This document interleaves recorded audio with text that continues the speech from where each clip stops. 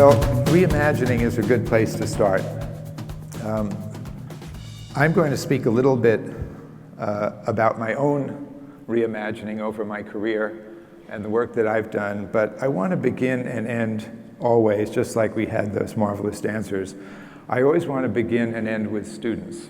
So the first thing that I'm going to have you look at is just a small piece recently done in a classroom of fourth graders by a colleague. It's been said that those who don't understand the past are destined to repeat it, and I want to say a little bit about how High-Tech High began before looking at the past. I came from Cambridge, Massachusetts, and we got a very big contract from the Clinton administration, several of us, Ted Sizer, Debbie Meyer, Howard Fuller, Rob Reardon, to look across the country to find and describe and design a model for a new urban high school for the United States.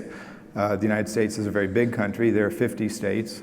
I have visited quite a few of them looking at schools, and none of them, not even High-Tech High, have all the pieces that you really want, but each of them gave us something. And I used to call it a mosaic. And I still think that there is a mosaic, except now it's not a national mosaic. It's an international mosaic that we're all part of. The Liger School in Cambodia, Colegio Montserrat in Barcelona. There's so many beautiful, beautiful schools around the world that I have been visiting and greatly appreciate. So we're all one in that regard. Can you please put on the slide deck? Okay, here we go. Good news, the paradigm is shifting. You know, for these guys, anything would be good news. The way that humans first learned was by sitting at the foot of an adult who showed you how to weave a basket or make a fishing rod or do anything like that. So we had this simple notion of one-on-one learning, which actually got a little bit lost and still should be retrieved. Okay. Some of the first organized learning in the world was a couple of thousand years ago, and it happened on most continents when males left their society to go up into mountains to be isolated and study religious texts. That was some of the first large structured learning. I have been to many high schools in the United States which are citadels, and when you get there you feel like it's just like that. All the doors are locked everywhere and you can't get in. Socrates, having been to law school myself, law school is all about Socrates. It's all about having a fact pattern and having a really great professor change the fact pattern. What do you think, he would say, or she would say? And everyone went like, that's what we think. And then they would say, well, what if it happened like this? And everyone went, uh-huh. And what if it happened like that? Everybody went, and what if it happened another way? And then no one was that sure at the end of the class what they thought anymore, and then for the next day and a half you had to think and think and think to get back to the homeostasis of your own belief system. That's what Socrates taught us, and that's how a lot of us learn. That's how I learned how to learn.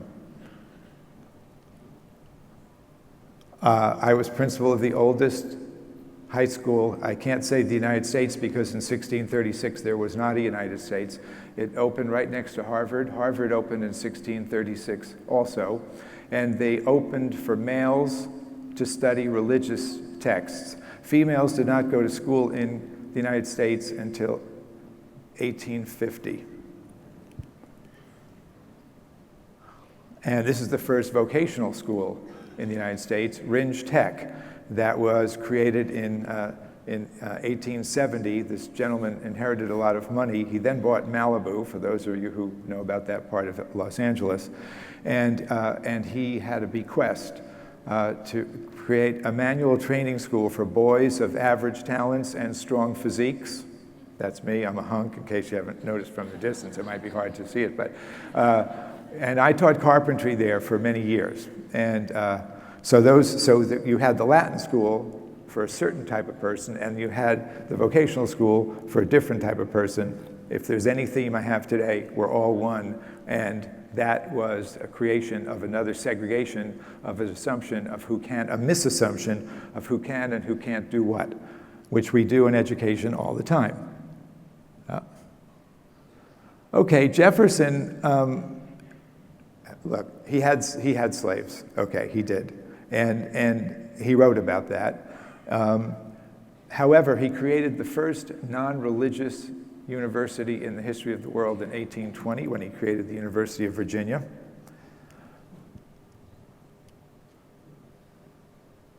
By the way, he did not think you should get a degree when you went there. He thought that you should come and go whenever you wanted to learn something, and then just come back again.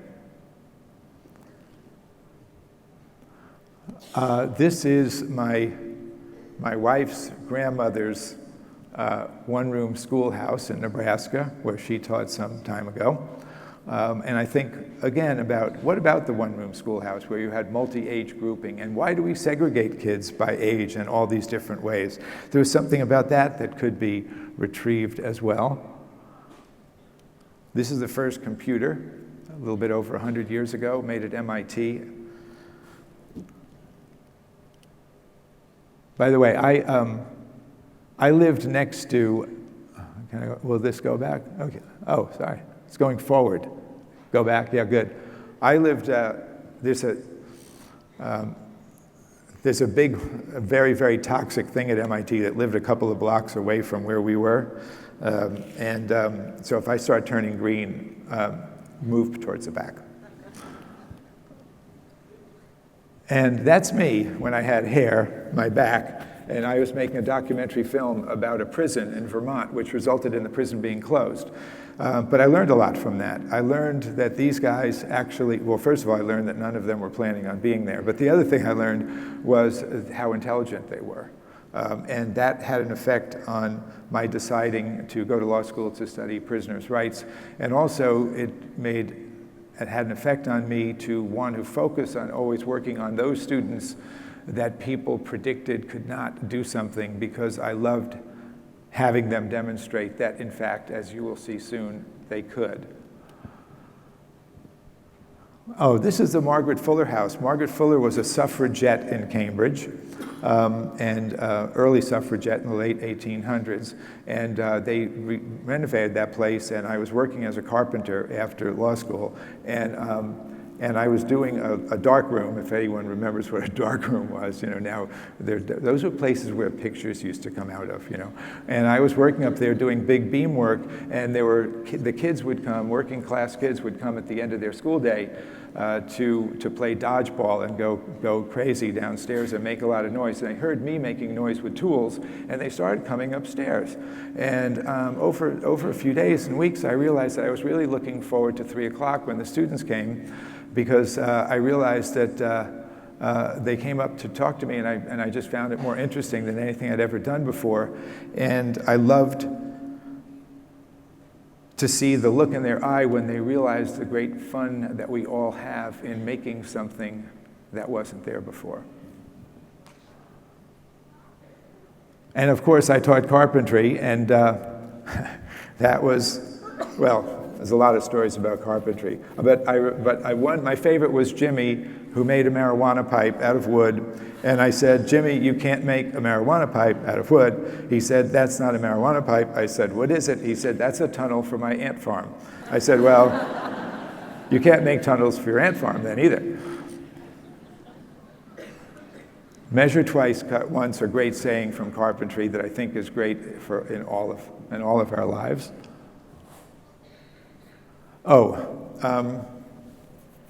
I was supposed to write a book, which I could never sit down and have the patience to do, so below my home I decided, being a carpenter, to build a bungalow to write the book.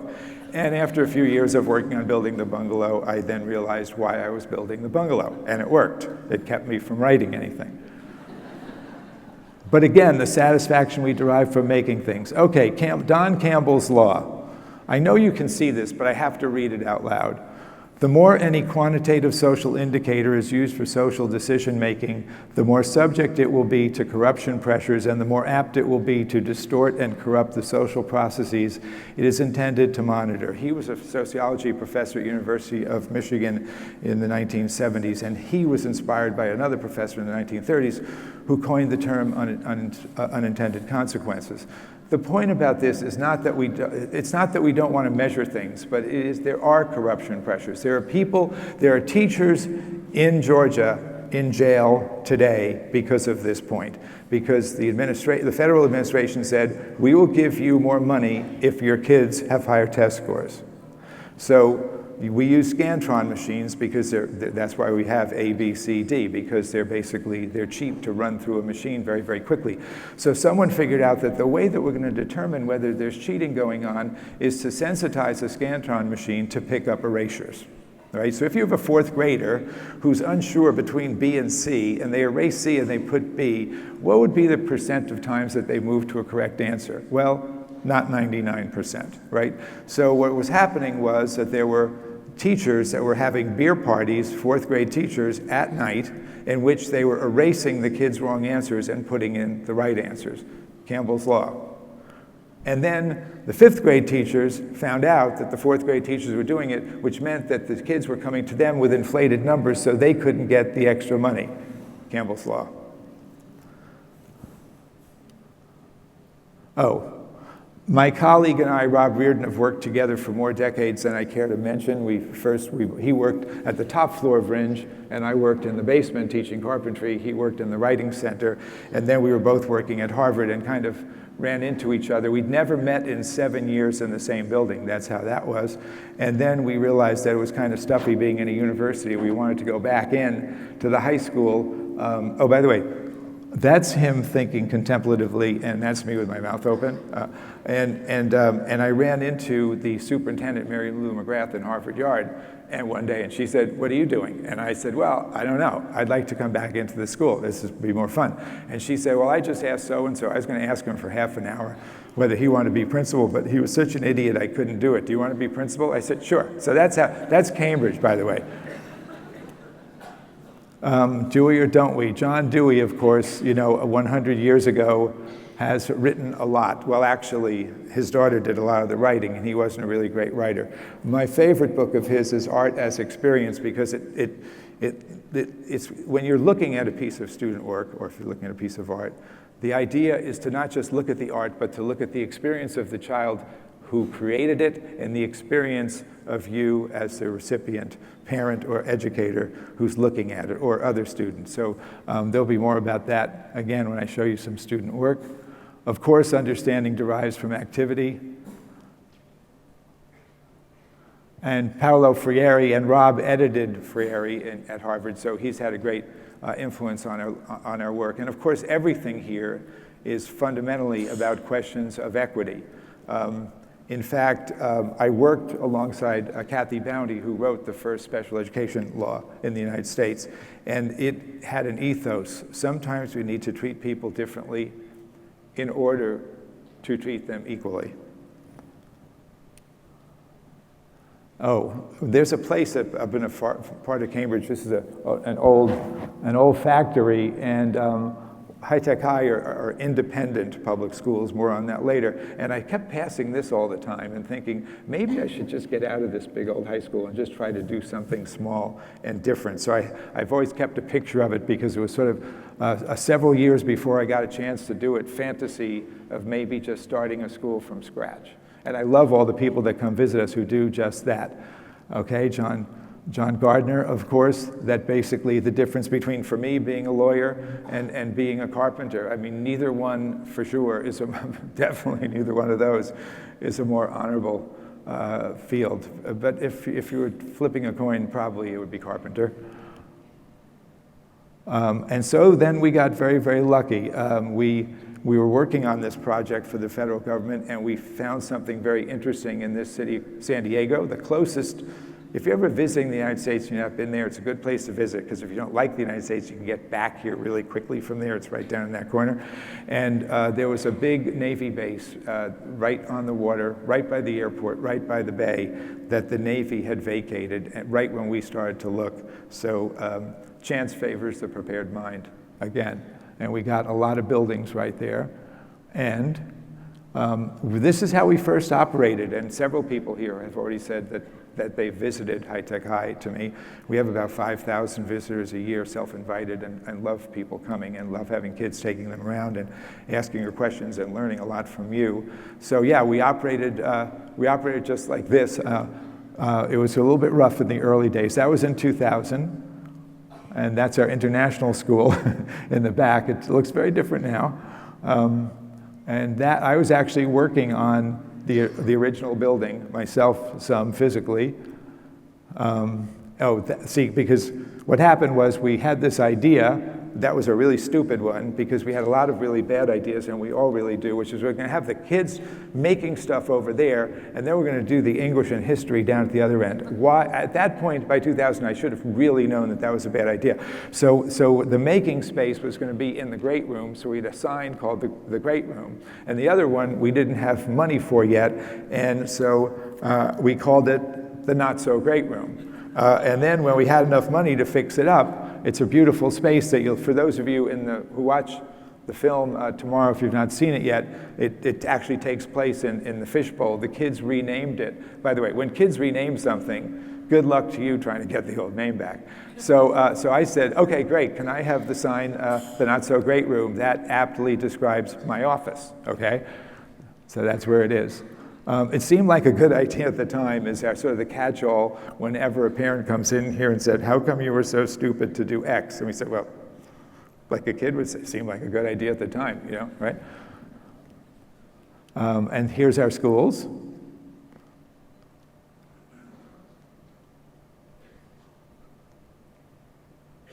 And then we got this building, and this is actually, the Donald would be very upset about this, okay?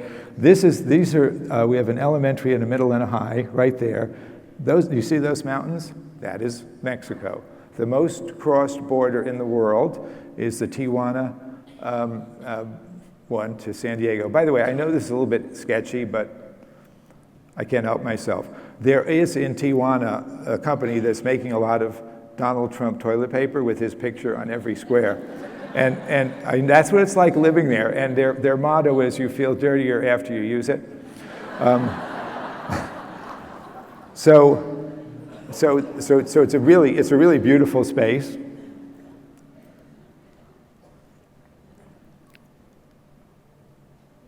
And then I get to tell you about the Owl Project. So one of the things I found living in Southern California is that there are rattlesnakes. I don't think you have rattlesnakes. And rattlesnakes can really kill you.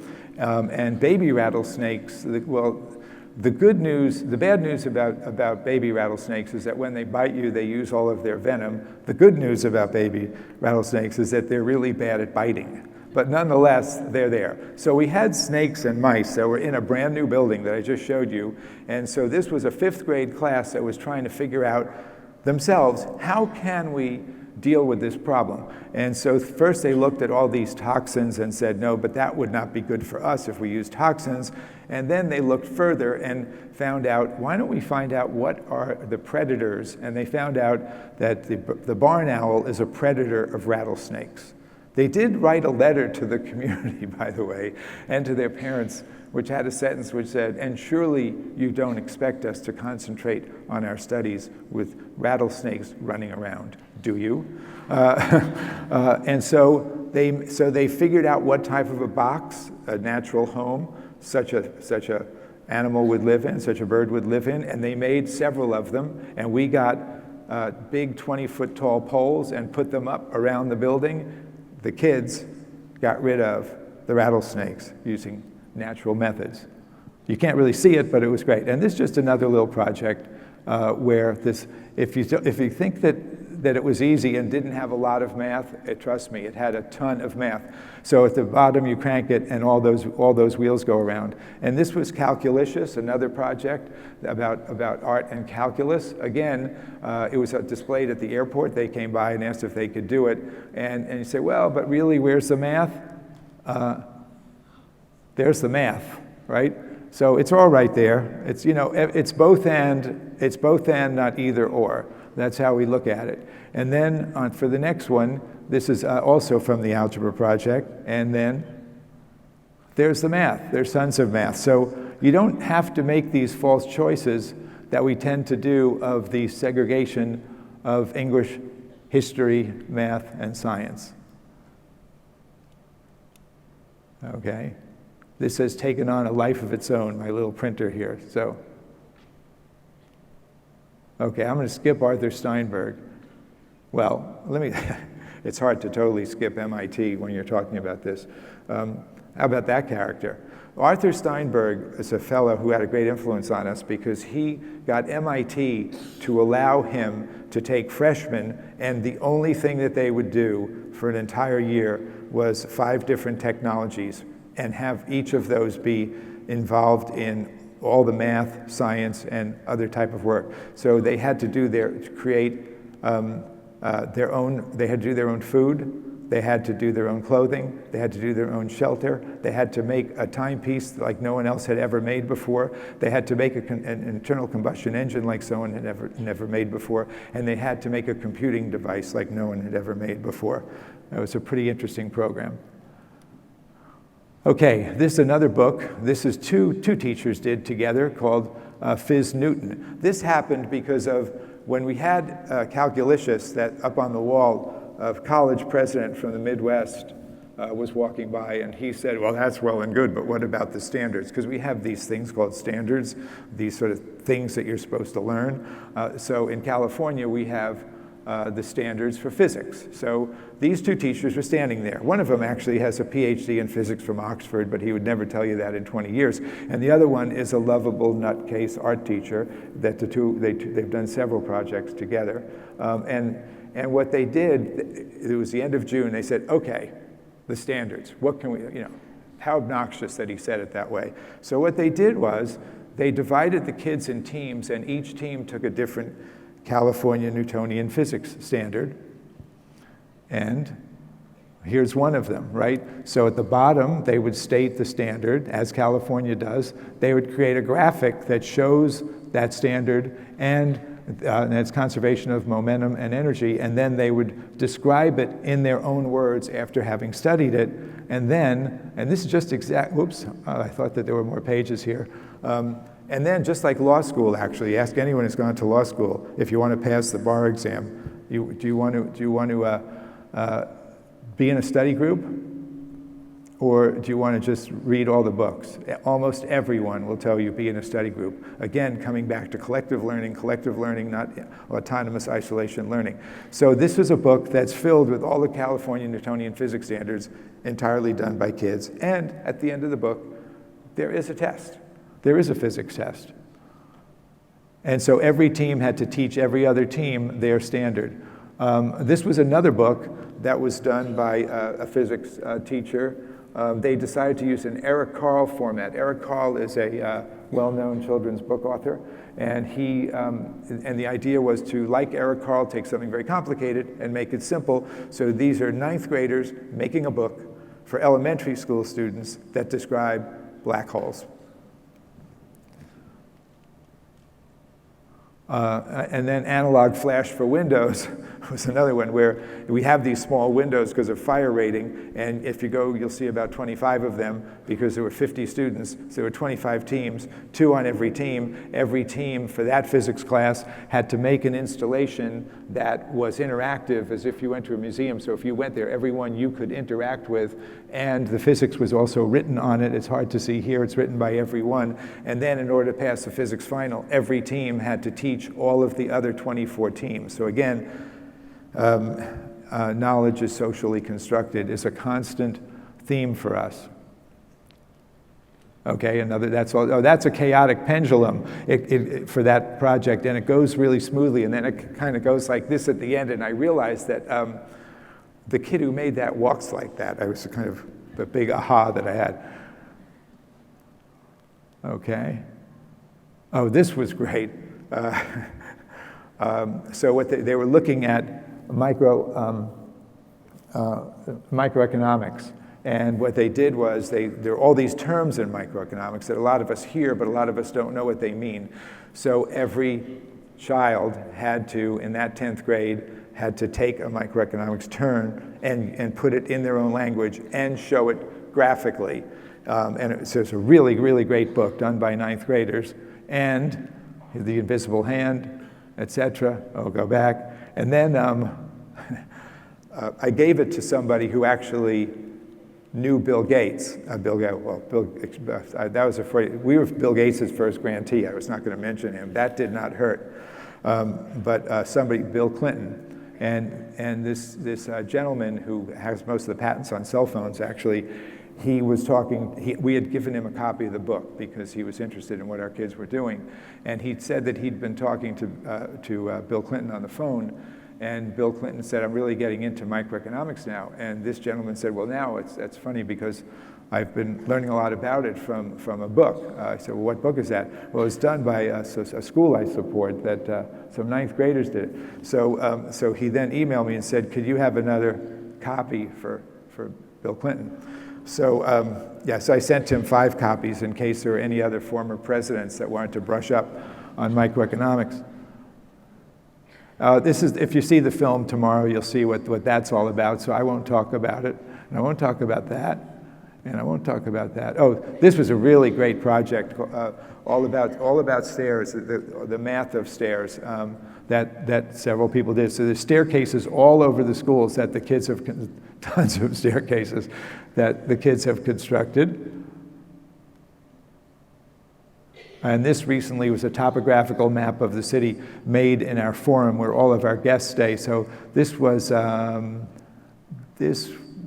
believe, 7th graders or 6th graders who made this topographical map of the city that is rather accurate. So it was just a map that you could go, when you're a visitor. And of course, Einstein, from which we have learned much. Now, this is just before leaving Einstein. Let's think about the fact that what he just did recently, I mean, he didn't do it, but he did it in 1916. They just found out something a few months ago. You probably read about it. It took them $40 million, and it took them 40 years, and they had 2.5-mile arrays, one on each side of the United States, to prove something about something that he had figured out to 4/10,000ths of a micron in 1916 with a pencil and a piece of paper. Kind of impressive, I think. So that's him. Oh, that's me, okay. How much time do I have? There's no clock up here. So I don't know. Okay, so I would like to, yes, I think I will. Do I have any, does anyone know how much time? No idea, okay. I'll keep going. How much? 35, okay, very good. Okay, so Rob and I did a piece called Changing the Subject. That's a very big theme that I've had here today about this idea of the isolation of the disciplines. And we created some MOOCs. The first one I did was for Cal Berkeley about new school creation, which was also interesting because there's 1,400 grad schools of ed, and not only are we the only ones that are embedded in K-12 schools, I don't say that to brag, I just think that there should be more of them, is that then I taught the only class that I know of at a grad school on how to start a school. And like people here, there's so many people that visit us, there's so many people starting schools, and no one had really been thinking about that. And then we came up with this idea about changing the subject because the subjects are English, history, math, and science. And so for the MOOC, we made a video, and we're now going to see that video. It's just a few minutes long, and it's called Changing the Subject. And start thinking about questions you might have. Thank you. When we did the New American High School project, we said the New American High School is missing, and I want to tell you why. Because as I said before, we kept finding all the pieces, but we never found the whole thing. And that came from a really wonderful film that you should take a look at. It's done by a now mainstream director who did his first early film right at that time in the 1990s called Chan is Missing. And it was about this teenager, or maybe 20-year-old, living in San Francisco where there are quite a few Chinese who don't speak English because they've been living there for many, many years, and it's very easy to do that there. And his Uncle Chan never came home from work on Friday night, and he was worried, and he was looking for Chan. And so we go with him over the weekend, go over here looking for where he might be, but talk to people, and they were talking about Chan and where he might be, and everyone had their own idea of who he was and what his interests were. And the beauty of the film was that it ended before there was resolution as to whether or not we found Chan. And in that regard, and this is a positive, not a negative, the New American High School is still missing. We're all just adding pieces to it, just as you are in this beautiful country. Obviously, in teaching, in a few weeks' time, we're going to have external exams for secondary school level. Correct. And it's basically in our subject areas, there's long lists of things that students need to know to pass those assessments and get qualified. How is it we would actually introduce an interdisciplinary approach, a context-based kind of like mode of instruction, of the sort that you're suggesting, given that we need to get students prepared and well qualified so they might actually pass those exams? That's always the kind of anxiety, how to introduce alternative assessments, as you call them, from our level. Great question. Okay, and I have an answer to that one. We were visiting another country in the Middle East a few years ago, and we were going to be meeting with teachers, and a lot of teachers said, not exactly what you said, we can't do this because we have the matriculation exams coming up, and you have to pass the matriculations. So we decided to just take a few days and go interviewing people from around the country, professionals, non-professionals, and we asked everybody, when you were in school, how did you prepare for the matriculations? And almost everyone said something along the lines of, well, for the 4 or 5 weeks before the exam, we prepared for the matriculations. I'll give an example of myself with law school, because the bar exam is a monster, and if you think about standardized tests, it is a standardized test. It's about as much of a gorilla as you could find. For whatever reason, I dropped out of law school, and then 9 years later decided to take the 2 classes I didn't take, and then another 6 years later I decided to take the bar exam. So I was taking it that long after I'd been in law school, and it's fair to say that I remembered very, very little. And I did what everybody does to prepare for the bar exam. You take practice exams a bunch of times for the 4 or 5 weeks before the exam, and you look at the questions and you get to know them. Now, is that the type of learning that I think is the best type of learning? No, because in my case, I passed, but I forgot it. Look at the on-learning and forgetting curve, but I'll distract you from your good answer, but I want to say something on learning and forgetting. You don't have to dedicate the whole year to that. But if you do spend the 4 or 5 weeks prior to the exam taking something like the exam multiple times and going over answers and having those conversations, that's actually better preparation. In the film, if you see it tomorrow, you'll see something about the Prussian army, because it was when the Prussians got defeated by the Germans in the 1880s that they started. That's the first time that somebody had this idea. We're going to put the tall guys in that tent and the short guys in this tent and the fat guys in that tent and the skinny guys over here. That was the first real segregating of talent, so to speak. And a guy named Mike Smith from Columbia wrote a book called On Learning and Forgetting. The way that they did it to determine intelligence was to come up with 5-letter nonsense words, and they didn't mean anything. And then people who had a better ability to memorize those words, that they went on an arc like that, a big arc up, right? And those were the smarter people. And they also found out that within a couple of days, they forgot it. So read that book, and that's another one that deals with that question. So the only thing I could say is that it's both and, not either or. You can prepare intensively for weeks before the exam and not dedicate the whole year to it. I'm interested, Larry, hearing a little bit about when you started the new school projects. Yep. Some of the, I guess, political ramifications at the time. Who was driving it? What were some of the hurdles you probably had to overcome? Briefly. How many days do you have?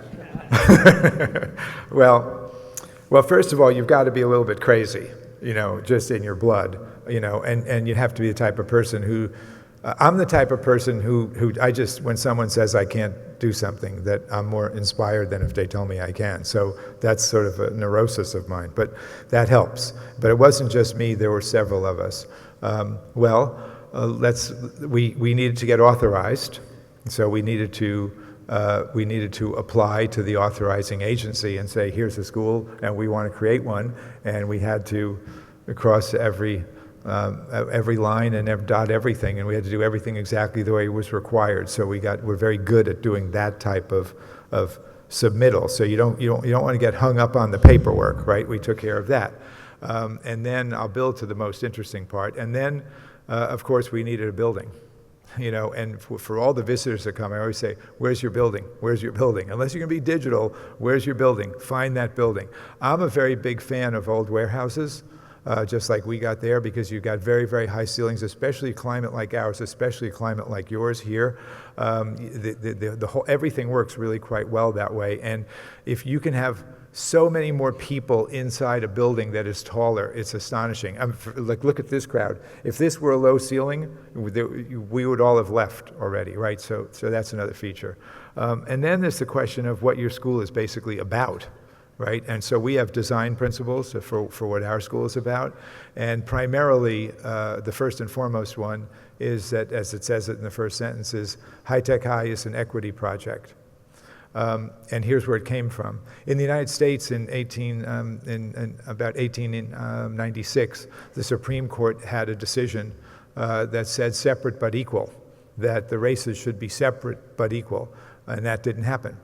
And then in 1954, the Supreme Court said together and equal, and that didn't happen.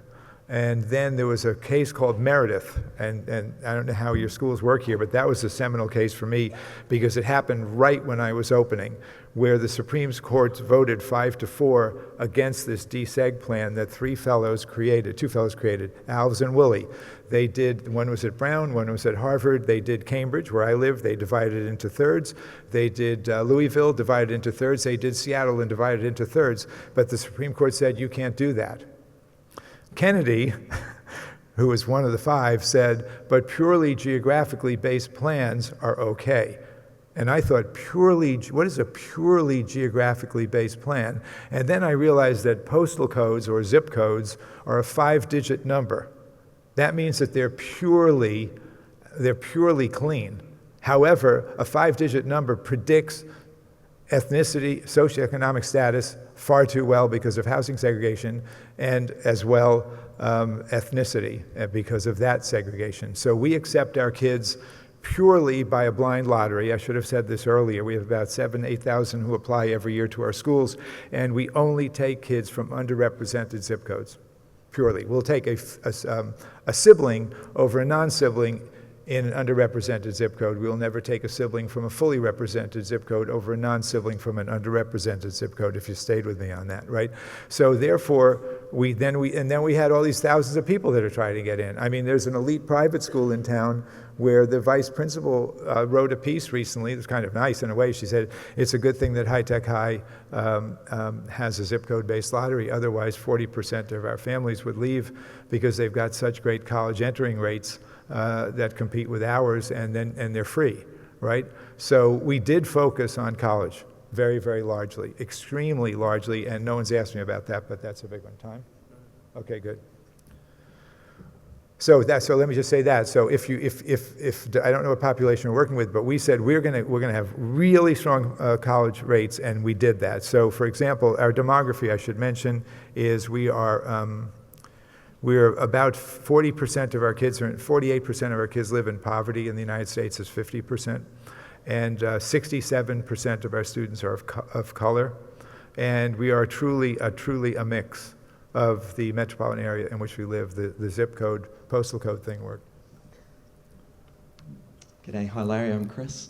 I was a product of the US high school system. I went to high school over there. My condolences. Yeah, and I kind of learned firsthand then the average one-size-fits-all really is it fits no one. Yeah. So the question I was thinking about, looking at the projects that you were going through up there, was the fantastic, like cross, subject projects. How do they get developed, and where in that process can you bring in like the student voice? So taking what their interests are and then making that a part of how they form the project. Great, that's a great question.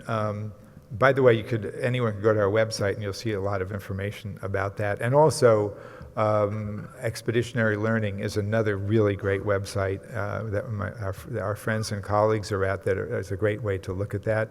A really good teacher has a fundamental question, just like Socrates did, and that question is being addressed, like what you saw up there. What about all the retired veterans who live in San Diego because it was a Navy town, and what can we learn from their lives, and what can we do for their lives. Just so many different examples of it, but a good teacher it's sort of, in a sense, it's about, first you have an inquiry, right? What is it, what's the question that we're essentially asking? And then we have a plan for how we're going to look at that. And then we have a way to, or a little bit like this. It's observation, reflection, documentation, and exhibition is an easier way of saying it. First, as we're the kids, we're going to observe, we're going to look, we're going to find out about it, we're going to go down there, we're going to visit it, we're going to kick it, and then we're going to reflect on it in various ways, using various technologies and conversations. Okay, reflection, documentation. We're gonna print it. We're gonna show it. We're gonna build it, and then we're gonna have parents coming in. The exhibition is what a lot of schools don't get to, and when we have exhibitions, you can't even park within blocks of the school. They're jammed with parents, and that comes back to the good question the gentleman asked me about how to start a school. Once you get going and you've got that much parent participation coming in the school and loving it and telling their friends and telling their relatives, then it can really take off by itself. It's like any startup. It's the first part that's the tricky part that you got to get through. After that, it gets easier. I think I've run out of time. I want to just say I'm still here for a few days. I hope to have little conversations with all of you. When you see the film tomorrow, I did not make it. Somebody else did. He just happened to come to our school. The guy who says he's me, I don't actually look that old, so disregard that. But I want to end where I began, because I had a grandmother who was 4'10" and was the first female taxi medallion owner in New York City. She immigrated from Eastern Europe, and she taught me something that I think are great words to live by in my schools today, when she said, "Larry, there are two kinds of people in this world, those who think there are two kinds of people and those who don't." Thank you all.